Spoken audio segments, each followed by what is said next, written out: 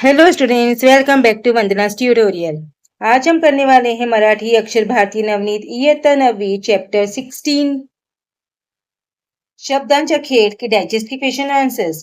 इसके पहले हम चैप्टर 15 तक कर चुके हैं। अगर आपने वो वीडियोस नहीं देखे तो जरूर से देखिएगा। प्ले लिस्ट का लिंक आपको डिस्क्रिप्शन बॉक्स में मिल जाएगा। तो हम स्टार्ट करते हैं चैप्टर 16 शब्दांचा खेळ। सबसे पहले हमें यहाँ पर दिया है पाठाचा परिचय। हेलन केलर हे एक अलौकिक व्यक्तिमत्व 20व्या शतकात होऊन गेले.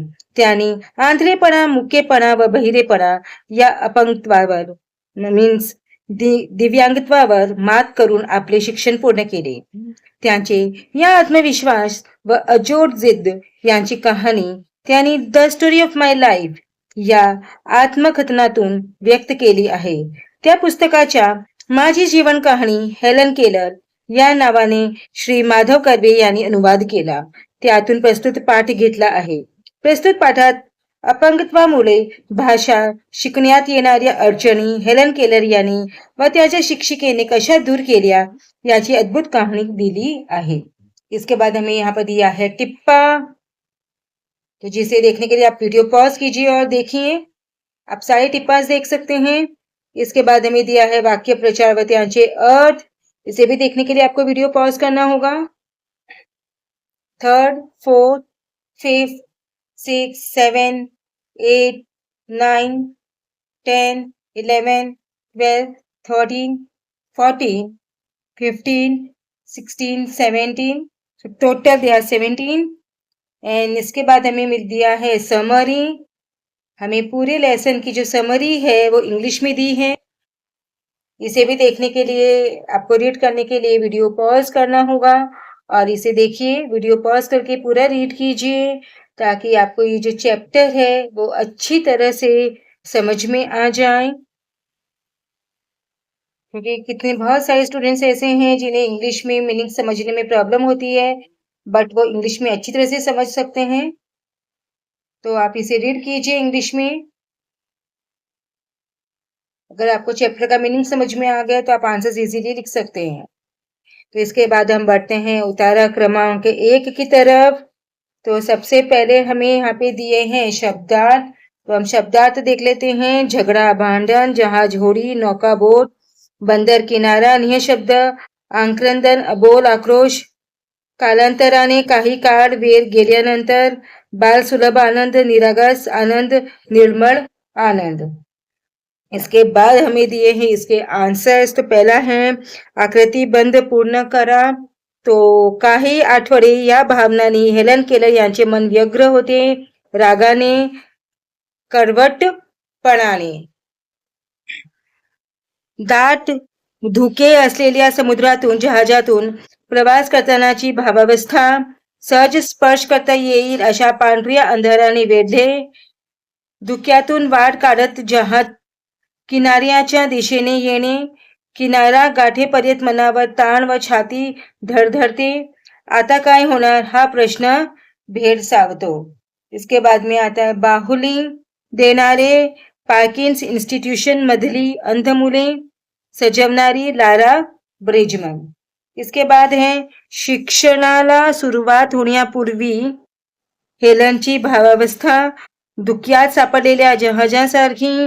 काही शब्द शिकल्यानंतर मनाला बालसुलभ आनंद झाला आणि मन अभिमानाने फुलला. इसके बाद में आता है साखळी पूर्ण करा. तो शब्द पिन, हट, कप, क्रियापदे बसणे, उभे राहणे, चालणे. इसके बाद में आता है चौकडी पूर्ण करा. हेलन केलर यांनी शिकलेल्या पहिले इंग्रजी शब्द डॉल. शिकवणाऱ्या बाईचे नाव. जहाजाला दिशा दाखवणारे यंत्र. बाईनी हातात दिलेले खेळणे. तो आंसर्स है डॉल, एनी सुलिवन, होका यंत्र, बाहुली. इसके बाद आता है स्वमत. हव्याशा क्षणी हेलन प्रेमाच्या प्रकाशात न्हाऊन निघाली. या वाक्याचा अर्थ स्पष्ट करा. आंधळी, मुकी व बहिरी असलेली हेलन केलर दिव्यांगत्वाशी झगडत होती. त्यावेळी तिचे मन रागाने व करवटपणाने भरले होते. धुक्यातून जहाज जावे तसा तिच्या जीवनाचा प्रवास होता. तिचे जग अंधारमय होते. प्रकाशासाठी तिचे मन आक्रोश करीत होते आणि एके दिवशी अचानक एनी सुलिवन या बाई तिला शिकवायला आल्या. त्यांनी मायेची पाखर तिच्यावर घातली, तिचा आत्मविश्वास जागृत केला. डॉल हा पहिला शब्द ते शिकली. त्या क्षणाचे वर्णन करताना हेलन केलर म्हणतात, हव्याच्या क्षणी प्रेमाच्या प्रकाशात मी न्हाऊन गेले. इसके बाद में आता है उतारा क्रमांक 2. तो इसके जो पैसेज है वो यहाँ से लेकर यहाँ तक हैं और मीनिंग्स इसके यहाँ पर हैं. तो आप सारी मीनिंग्स देख लीजिए वीडियो पॉज करके. इसके बाद में हमें आता है आन्सर्स. कृती. वॉटर शब्द हेलन कशी शिकली ते लिहून आकृती पूर्ण करा. तो फर्स्ट पॉइंट है, विहिरीच्या पाण्याच्या धारेत बाईंनी हेलनचा हात धरून ठेवला.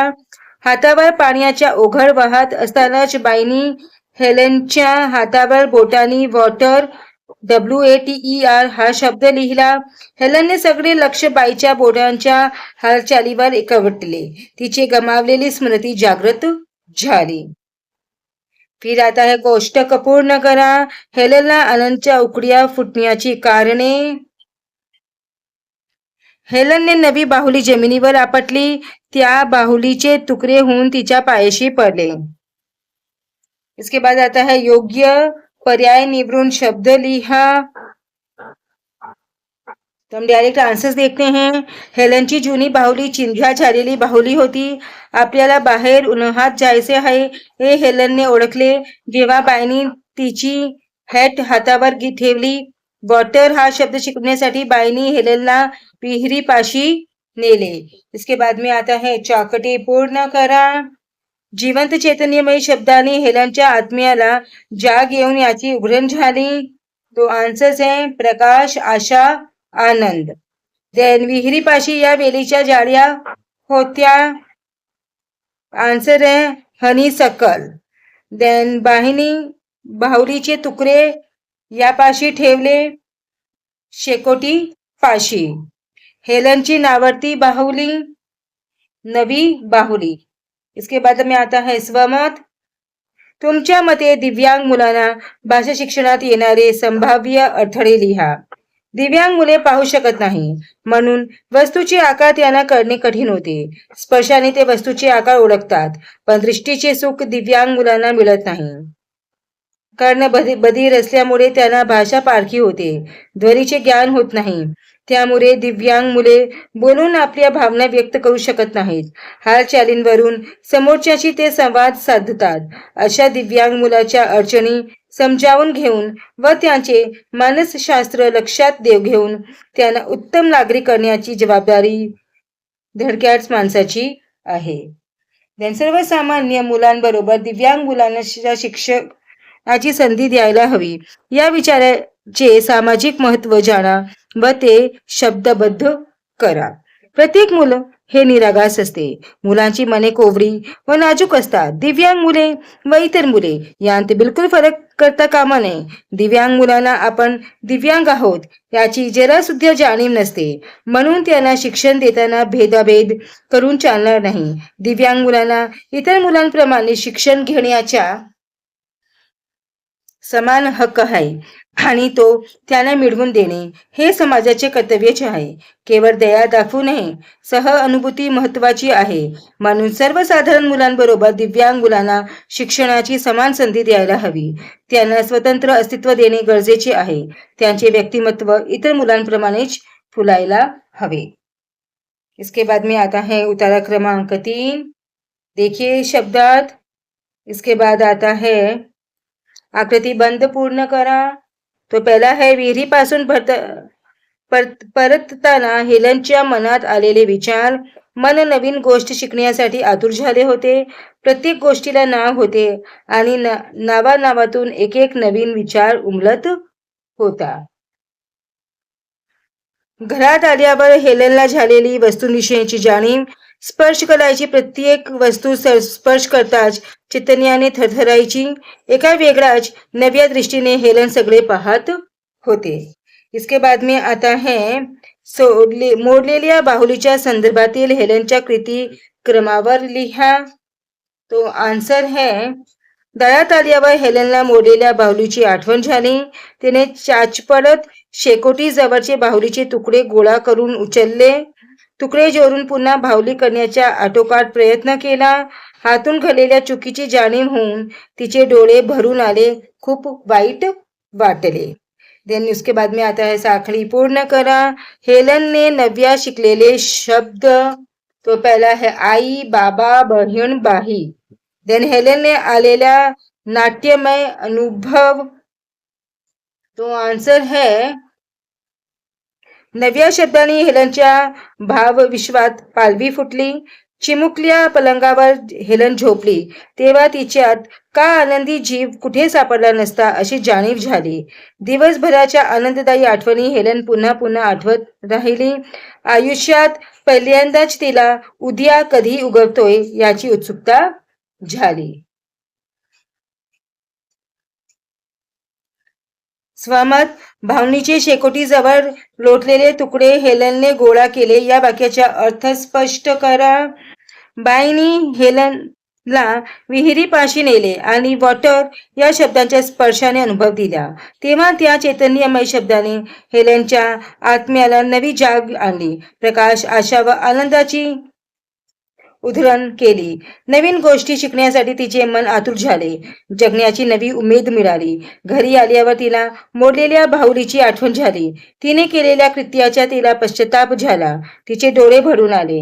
हेलनला तिच्या चुकीची जाणीव झाल्यामुळे बाहुलीचे शेकोटीजवळ लोटलेले तुकडे हेलनने गोळा केले.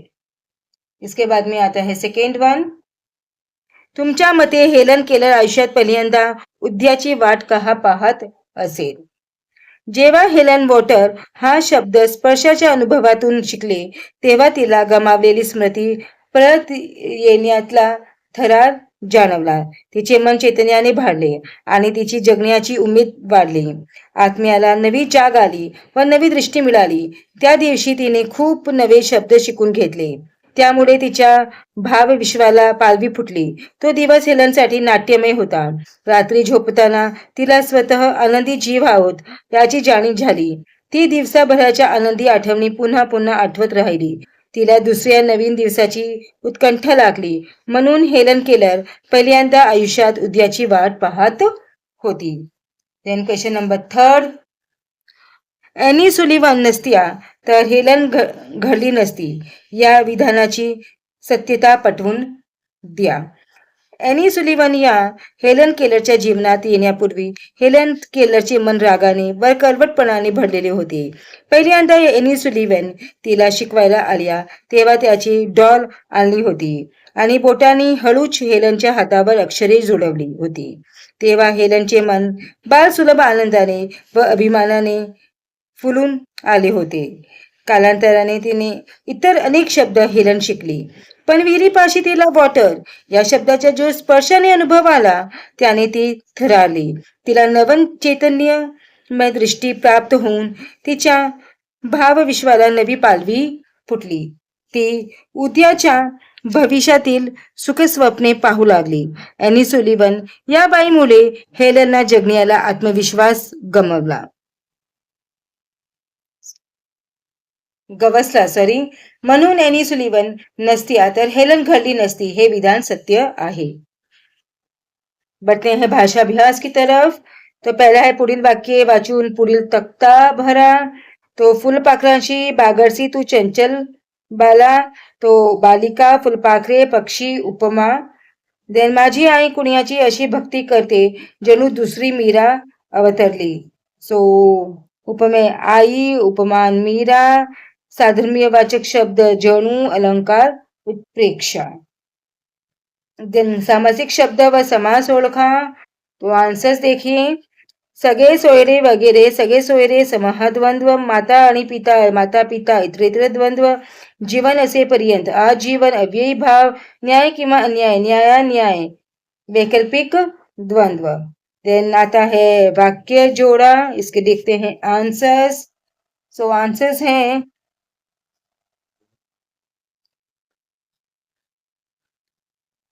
आतुर होणे, उत्सुक होणे, हिरमोड होणे, नाराज होणे, उकड्या फुटणे, खूप आनंद होणे, पालवी फुटणे, नवीन उत्साह निर्माण होणे, मायेची पाकळ घालणे, प्रेम करणे.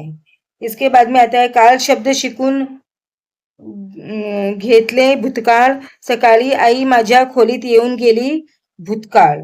देन आता है समानार्थी शब्द जग विश्व आनंद हर्ष फूल पुष्प झाड़ वृक्ष. फिर आता है विरुद्धार्थी आवर्ती नावर्ती दुर्गंध सुगंध बाहिर आत नफा तोटा.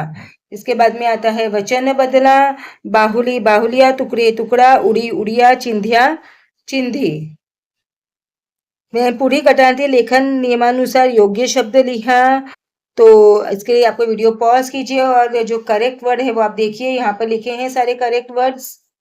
इसके बाद में आता है पुढील वाक्य योग्य विराम चिन्ह घालून लिहा. इसके लिए भी आपको वीडियो पॉज करना होगा और देखना होगा. फिर आता है पारिभाषिक शब्द. पुढील इंग्रजी पारिभाषिक शब्दांचे मराठी प्रतिशब्द लिहा. तो ऑफिशियल रेकॉर्ड, कार्यालयीन अभिलेख, बोनाफाइड सर्टिफिकेट, वास्तविकता प्रमाणपत्र, रजिस्टर्ड लेटर, नोंदणीकृत पत्र, जनरल मीटिंग, सर्वसाधारण सभा. तो बच्चों इसी के साथ में हमने चैप्टर 16 के डाइजेस्टिव क्वेश्चन आंसर्स फिनिश किए.